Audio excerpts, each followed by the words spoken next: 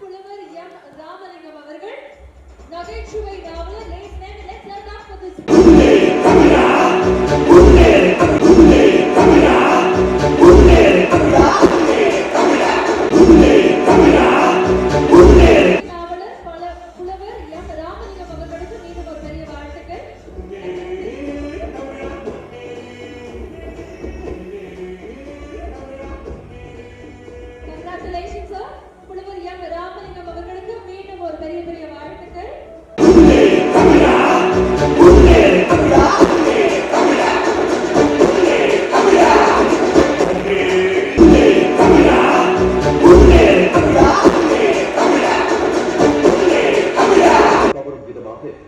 இந்திய அளவில் அனைத்து முன்னணி பாடகர்கள் மற்றும் கலைத்துறையினரை அவரது மேடையில் அலங்கரித்து மக்களுக்கு இன்றும் தனது இசைக்குழுவின் மூலமாக மகிழ்வித்து வரும் 40 வருடங்களுக்கு மேலாக தனது கலை பயணத்தை தொடர்ந்து கொண்டு இருக்கும் சென்னை ஃபேவரட் ஆர்கெஸ்ட்ரா லக்ஷ்மண் ஸ்ருதி ஃபவுண்டர் மற்றும் மேனேஜிங் டைரக்டர் திரு பி லக்ஷ்மணன் அவர்களுக்கு முன்னேறு தமிழா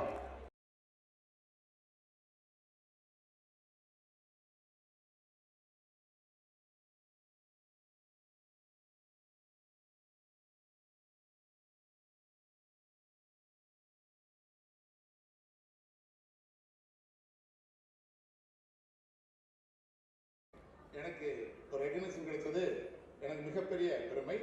ஜெயச்சந்திரன் அவர்களுக்கு என்னுடைய பிறந்த நாள் வாழ்த்துக்கள் மற்றும் இவ்வளவு நல்ல காரியங்கள் செய்வதற்காக அவர் நீண்ட நெடிய பல்லாண்டு நல்லா வாழணுன்ற வாழ்த்துக்களையும் தெரிவிச்சுக்கிறேன்.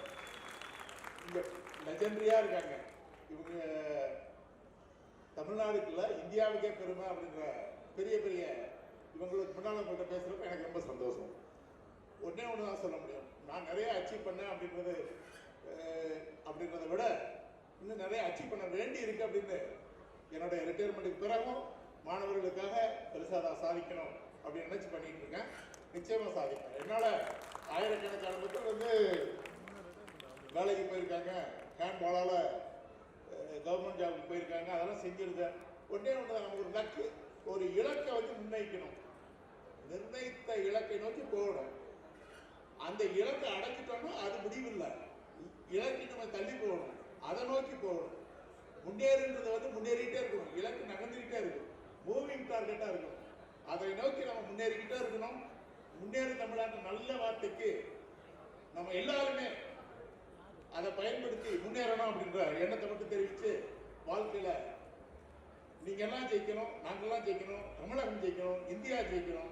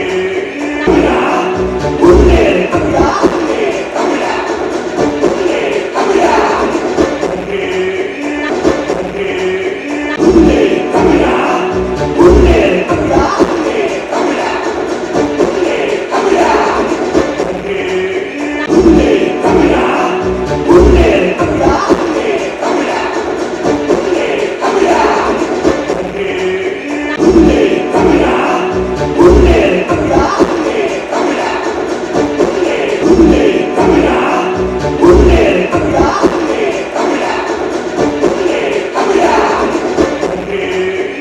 Very much. ரொம்ப நேரமா எல்லாருமே காத்திருந்த ஒரு தருணம் வந்தாச்சு. மாலை வணக்கம். இந்த 2 வார்த்தையில மாலை யாருக்குன்றது அப்புறம் வருவோம். முதல்ல வணக்கம்.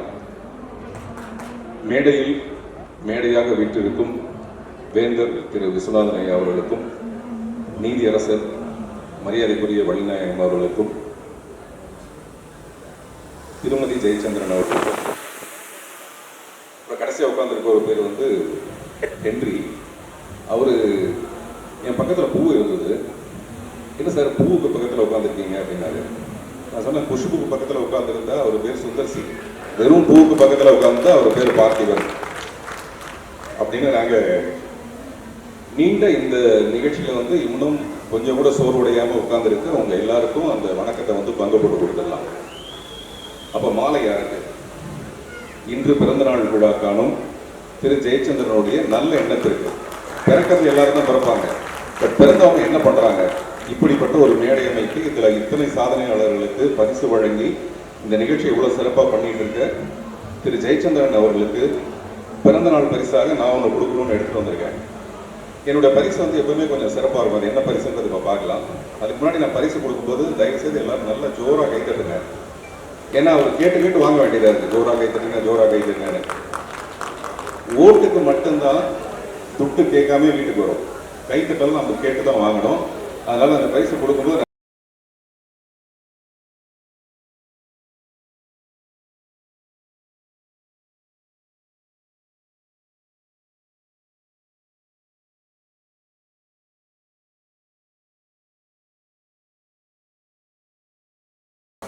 வேற யாராவது எழுதி அந்த பாட்டு நல்லா வந்துருக்க கூடாதுங்கிறது பயத்துல அவரே இந்த பாட்டை வந்து மிக நல்லா எழுதியிருக்காரு. அவருக்கு என்னுடைய பாராட்டுக்கள். அந்த முன்னேற தமிழாங்கிறது ரொம்ப எனர்ஜெட்டிக்கான ஒரு விஷயம். முன்னேற தமிழானா அப்ப என்ன, தமிழர்களா இது வரைக்கும் முன்னேறலையா, பின்தங்கி இருக்காங்களா அப்படின்னு என்ன மாதிரி குதர்க்கமான குண்டக மண்டக்கன் கேள்வி கேட்கிறவங்களுக்கு வந்து ஒரு தர்க்கமான ஒரு கேள்வி ஒன்று வரும். எப்பவுமே கிளாஸ்ல நல்லா படிக்கிற பையனை தான் வந்து இன்னும் நல்லா படிக்கணும்னு சொல்லுவாங்களே தவிர சரியா படிக்காத பையனை, கடைசி பெஞ்ச பையனை வந்து நம்ம கண்டுக்கவே மாட்டோம். அந்த மாதிரி முன்னேறிட்டே இருக்கிற தமிழர்கள் இந்த உலகம் பூராவே தமிழர்கள் அப்படின்னா ஒரு தனிப்பட்ட ஒரு பெருமை இருக்கு. அப்படி பெருமை சேர்க்கிற தமிழர்கள் இன்னும் சிறப்பான முறையில் அவங்க முன்னேறி இன்னும் வாழ்க்கையில வந்து நிறைய சாதனைகளை படைக்கணுங்கிறதுக்காக இந்த முன்னேறு தமிழா விருது, இந்த 21ஆம் தேதி நடக்கிற இந்த விருது 21ஆம் நூற்றாண்டில் ஒரு மிக சிறந்த இந்தியா உருவாக காரணமாக கூடிய இளைஞர்கள் இந்த சபையில இருந்து உருவாகணுங்கிறது என்னுடைய அன்பான வேண்டுகோள். ஒரு காட்டுல நீ சிங்கமா அல்லது மானாங்கிறது முக்கியம் இல்லை. மானாவும் இருக்கலாம், சிங்கமாவும் இருக்கலாம். ஆனா சிங்கம் தானே நம்ம அப்படின்ட்டு கொஞ்சம் சோர்வா இருந்தோம்னா மானை அடிச்சு சாப்பிட முடியாம, வேகமா ஓட முடியாம பட்னியில சாக வேண்டியதா இருக்கும். ஆனா அதுவே நம்மளே மானா இருந்தா அந்த வேகமா விரட்டிட்டு வர சிங்கத்துக்கு இருந்து தப்பிக்க முடியாம நம்ம தப்பிக்கிற அளவுக்கு வேகமா ஓடணும். அப்படின்னா அந்த சிங்கத்துக்கு நம்ம இரையாயிடுவோம். அதனால மானா இருந்தாலும் வேகமா ஓடணும், சிங்கமா இருந்தாலும் வேகமா ஓடணும். காலையில் ஏற்ற உடனே வேகமா ஓட ஆரம்பிச்சிடணும். அவருடைய வரிகள் போல, திரு ஜெயச்சந்திரன் அவருடைய வரிகள் போல, சூரியனாய் உடைத்திடு, அந்த மாதிரி வேக வேகமாக நம்ம ஓடிக்கிட்டே இருக்கணும். இப்போ நான் சினிமாவுக்கு வந்து கிட்டத்தட்ட ஒரு 35 வருஷம் ஆச்சு. என்னுடைய முதல் படம் 1989 வந்தது. இன்னமும் என்னுடைய வேகம் கொஞ்சம் கூட கரையவே இல்லை. என்னுடைய நண்பர் தமிழரசன் ஒருத்தர் இங்கே முன்னாடி உட்காந்துருக்காரு, அவரே சாட்சி. நம்ம சூரியனை உழைக்கணும்னா நம்ம என்ன நினைக்கிறோம், காலையில் 5 மணி 5:30 மணிக்கு சூரியன் உழைச்சிட்டு சாயங்காலம் 6 மணிக்கு வந்து ஒரு பேக்கப் ஆகி போயிடுறாரு. அப்படி கிடையாது. சூரியன் வந்து 24 மணி நேரம் உழைச்சிட்டு இருக்க ஒரு கிரகம். அது ஒரு அக்னி கிரகம் அது. ஆனால் நம்ம கண்ணுக்கு வந்து 6 மணிக்கு மேலே அது உழைக்காத மாதிரி தோணுது. அந்த மாதிரி நான் வந்து தொடர்ந்து உழைச்சிட்டே இருக்கேன். இதில் நிறைய தோல்விகள், வெறும் வெற்றி மட்டுமே நம்ம வாழ்க்கையில் வராது. ஆனால் நான் பண்ண படங்கள் ஹவுஸ்ஃபுல் மாதிரி, குடைக்கும் மழை மாதிரி, ஒத்த செருப்பு மாதிரி, இரவினிழல் மாதிரி, இந்த படங்கள் எல்லாமே பார்த்தீங்கன்னா மிகப்பெரிய ஒரு கமர்ஷியல் வெற்றி ஆயிருக்காது. ஆனால் இன்னமும் என்னை பற்றின ஒரு பெரிய எதிர்பார்ப்பு இருக்குன்னா அதுக்கு காரணம் இதுதான். இப்போ ஒரு பாடலை போடும்போது இங்கே ஒரு பயங்கர பரபரப்பு. 1000ல் ஒருவன் ஒரு படம். அந்த படத்தில் அந்த தீம் மியூசிக் வரும்போதே எல்லாரும் நீங்கள் கை தட்டுவீங்க. ஆனால் அந்த படம் வெளியான காலத்தில் அந்த படம் மிக சிறப்பாக போகவே கிடையாது. அது நம்ம எல்லாருக்குமே தெரியும். கொஞ்சம் காலம் கடந்து தான் நம்ம எல்லாத்தையுமே ரசிக்கிறோம், மதிக்கிறோம், அந்த மாதிரி ஆயிடுது.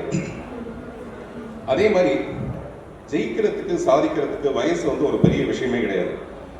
மசாய் மாரான்னு சொல்லிட்டு, அதுதான் இந்த உலகத்தோட மிகப்பெரிய ஒரு காடு, ஒரு ஓப்பன் கிரவுண்டு. நான் போய் பார்த்துருக்கேன். இப்போ இந்த நேஷனல் ஜியோகிராஃபிலலாம் பார்த்தீங்கன்னா நிறைய சிங்கமும் வரி குதிரைகளும் வேகமாக ஓடிக்கிட்டு இருக்கும், சிங்கம் போய் அடித்து சாப்பிடும், அதெல்லாம் நம்ம படமாக காட்டுவாங்க. இதை நான் நேரடியாக பார்த்துருக்கேன். அங்கே கொஞ்சம் வயதான, இப்போ பைசன் தான் உங்களுக்கு தெரியும், ஒரு காட்டு எருமை அவ்வளோ பலம் உள்ளது. ஆனால் ஒரு ஆத்தங்கரை ஓரத்தில் அந்த பைசன் மட்டும் தனியாக நின்றுட்டு இருக்கும். காரணம் என்னென்னா, அதுக்கு வயசு அதிகமாகிடுச்சு. இந்த பைசன்லாம் ஓடுற வேகத்தோடு அதோட ஓட முடியாதுங்கிறதுக்காக இந்த பைசன்லாம் சேர்ந்து அதை ஒதுக்கி விட்டுருக்கும். அது ஒரு ஓரமாக நின்றுட்டு இருக்கும். ஏதாவது அடித்து சாப்பிடணும் முதல்ல அதுதான். அதுவே சோறு உடைஞ்சு போய் நின்று இருக்கும். அப்படி சோறு உடையவே கூடாது. ஏன்னா ஒரு ஆண் வந்து வாழ்க்கையில் சாதிக்கிறதுக்கு கிட்டத்தட்ட ஒரு 40-45 வருஷம் ஆகிடுது, 45 வயசு ஆகிடுது அவனுக்கு. அதுக்கப்புறம் தான் நம்ம வாழ்க்கையை ஆரம்பிக்குது. அதனால மற்றவங்களை பற்றி நம்ம கவலைப்படாமல், வயசாகிடுதுன்னு வருத்தப்படாமல் நம்ம தொடர்ந்து உழைச்சிக்கிட்டே இருக்கணும், முன்னேறிக்கிட்டே இருக்கணும். என் நண்பர் ஒருத்தர் எழுதியிருந்தாரு, அதுவாக நகர்கிறது ஆமை, அதுவாக நகர்கிறது ஆமை, அதை மெதுவாக நகர்கிறது என்று நாம் தான் குறியீடு சொல்கிறோம். புரியுதா? அதுவாக நகர்கிறது ஆமை, ஆனால் அது மெதுவாக நகர்கிறது என்று நாம் தான் அதுக்கு குறியீடு வைக்கிறோம். அந்த மாதிரி வெளியில பார்க்குறவங்க என்ன வேணாலும் சொல்லுவாங்க, ஆமை மெதுவாக போதுவான்னு சொல்லலாம், என்ன வேணாலும் சொல்லலாம். பார்த்திபனை பற்றி வெளியில் என்ன வேணாலும் பேசலாம். ஆனால் பார்த்திபனுக்கு உள்ள என்ன இருக்கு? நான் அடிக்கடி சொல்லுவேன், ஃபயருக்கு போகிற வரைக்கும் உள்ளுக்குள்ள ஒரு ஃபயர் இருக்கணும்.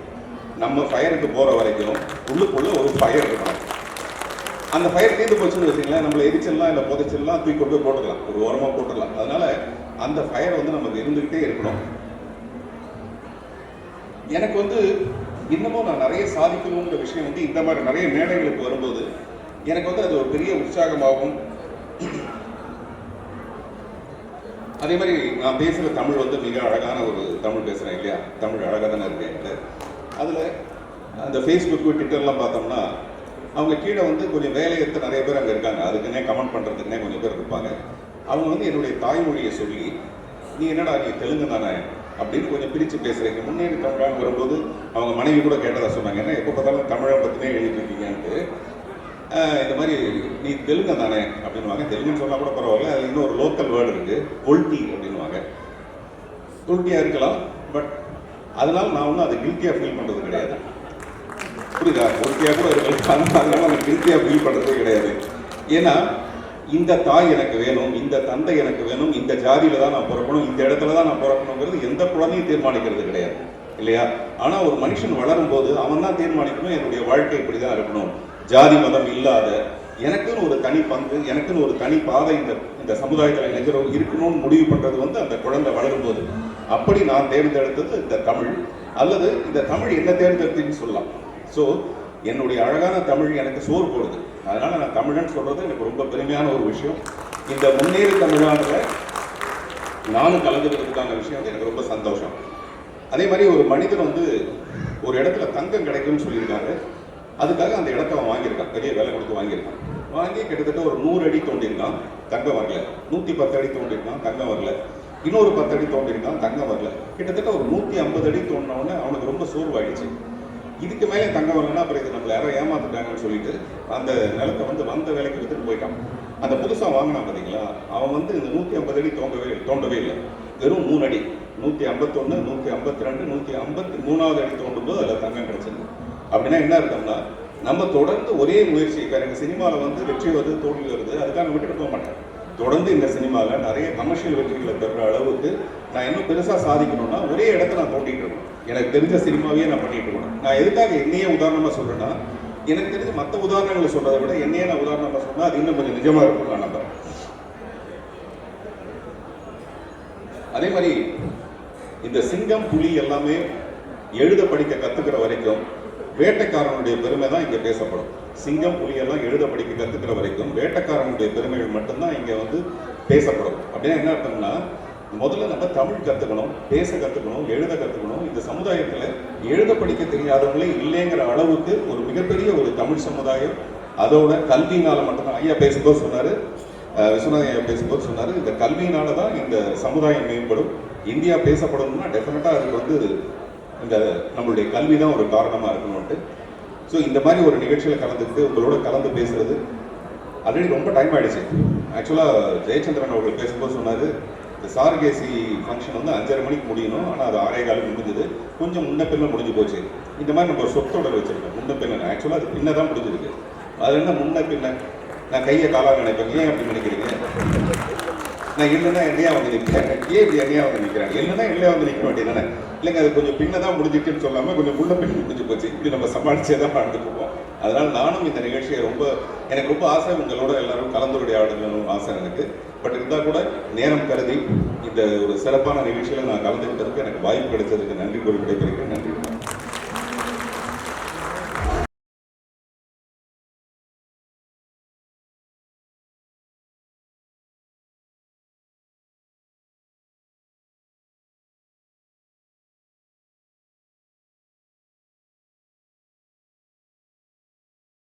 வணக்கம். இன்றைய விழாவை எல்லாவற்றையும் ஒருங்கிணைத்து விருது வழங்கும் விழாவாகவும், இன்னும் சாருகேசி வெளியீட்டு விழாவாகவும், அவருடைய கம்பெனியின் 17வது ஆண்டு விழாவாகவும், ஜெயச்சந்திரனுடைய பிறந்தநாள் விழாவாகவும் சேர்த்து அத்தனை விழாக்களையும் மிகச் சிறப்பாக ஏற்பாடு செய்திருக்கிற சந்திரசேகரனுக்கு நன்றியை தெரிவித்துள்ளது. ஜெயச்சந்திரன் அவர்களுக்கு இந்த விழாவிலே கலந்து கொண்டு எனக்கு பின்னாலே உரையாற்ற இருக்கின்ற திரைப்பட இயக்குனர், நடிகர், எல்லோரும் அறிந்த பார்த்திபன் அவர்கள் இருக்கின்றார்கள்.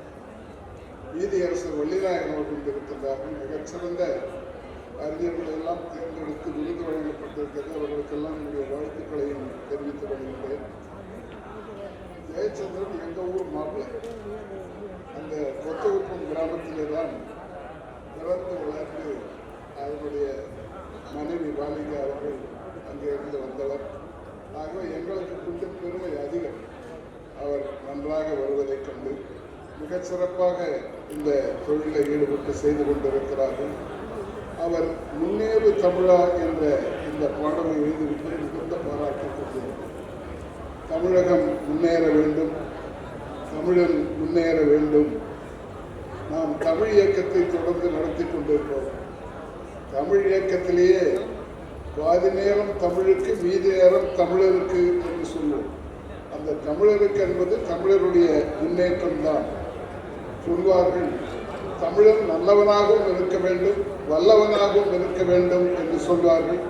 அப்படிப்பட்ட தமிழை நோக்கித்தான், அந்த நிலையை நோக்கித்தான் இந்த பாடல் எழுதப்பட்டிருக்கிறது. அவருக்கு வாழ்த்துக்களை நான் தெரிவித்துக் கொள்கிறேன். பிறந்த நாள் வாழ்த்துக்களோடு. நாம் முன்னேற வேண்டுமானால், அடிப்படையாக பொருளாதாரத்தில் முன்னேற வேண்டுமானால், கல்வியிலே முன்னேறினால்தான் பொருளாதாரத்தில் முன்னேற முடியும். அதை நம்முடைய மாணவர்கள், இளைஞர்கள் அத்தனை பேருக்கும் அது வழங்கப்படுவதற்கு நடவடிக்கை எடுக்க வேண்டும். அது இன்னும் நம்முடைய நாட்டிலே நடக்கவில்லை. இந்தியாவிலே உயர்கல்வி பெறுவடைய எண்ணிக்கையே 27-28% தான். தமிழ்நாடு கொஞ்சம் மேலே இருக்கிறது. நாம் வளர்ந்த நாடுகளோடு போட்டி போட வேண்டுமானால் கல்வியிலே போட்டி போட்டு வெற்றி பெற்றால் தான் பொருளாதாரத்தில் வெற்றி பெற முடியும். அப்படிப்பட்ட சூழ்நிலைக்கு அரசுகள் இன்னும் முன்வரவில்லை. அவர்கள் முன்வந்து கொஞ்சம் அதிக பணத்தை கல்விக்காக செலவழித்து ஏழை மாணவர்கள், நடுத்தர மாணவர்களுக்கு உயர்கல்வி வரை கொடுக்கின்ற ஒரு சூழ்நிலை ஏற்படுத்தினால் எல்லோருமே மேலே வந்து விடுவோம். நாம் வளர்ந்து கொண்டிருக்கிறோம். ஆனால் அந்த வளர்ச்சியின் பயன் எல்லோருக்கும் போய் சேருவதில்லை. ஒரு சிலருக்கு மட்டும்தான் போகிறது. நம்முடைய மக்கள் தொகையிலே 142 கோடி, 140 கோடிக்கு மேலே 120 கோடி பேர் லோ இன்கம் குரூப் என்று சொல்லுகின்ற மிக குறைந்த வருவாயிலே தான் இருக்கிறார்கள் என்று கணக்கீடு சொல்லுகிறது. ஆக ஒரு 20 லட்சம் பேர் தான் இந்தியாவிலே வசதியான குடும்பத்தை சார்ந்தவர்கள். ஆக இந்த நிலை நீடித்தால் இது நம்முடைய நாட்டுக்கு நல்லதல்ல, வளர்ச்சிக்கு நல்லதல்ல. இதை மாற்ற வேண்டுமானால் அரசு கொள்கைகளும் மாற வேண்டும். அதே நேரத்தில் கொஞ்சம் அதிகமாக பணத்தை கல்விக்கும் செலவழிக்க வேண்டும். அதையெல்லாம் வற்புறுத்துகின்ற ஒன்றாகத்தான் இந்த முன்னேறு தமிழாவை நான் பார்க்கிறேன். தமிழகம் முன்னேறி கொண்டிருக்கிறது. நம்முடைய முதல்வர் அவர்கள் நாம் 1 ட்ரில்லியன் பொருளாதாரமாக வளர வேண்டும் என்று சொல்லுகிறார்கள். கிட்டத்தட்ட 3 மடங்கு நாம் வளர வேண்டும். அது செய்ய வேண்டுமானால் எல்லோரும் அதற்காக உழைக்க வேண்டும். மக்களும் உழைக்க வேண்டும், அரசாங்க அதிகாரிகள் உழைக்க வேண்டும், அரசியல் கட்சிகள் அந்த பொறுப்புணர்ந்து செயல்பட வேண்டும். எல்லாம் செய்து கல்வியும் கொடுத்தால் நிச்சயமாக நம்மால் வளர முடியும். அப்படிப்பட்ட தமிழகத்தை நோக்கித்தான் இந்த கல்வி, இந்த பாடம் நம்மை அழைத்து செல்கிறது என்று நினைக்கின்றேன். அவருடைய பிறந்த நாள் விழாவிலே என்னுடைய வாழ்த்துக்களை சொல்லி முடிக்கின்றேன். நன்றி, வணக்கம்.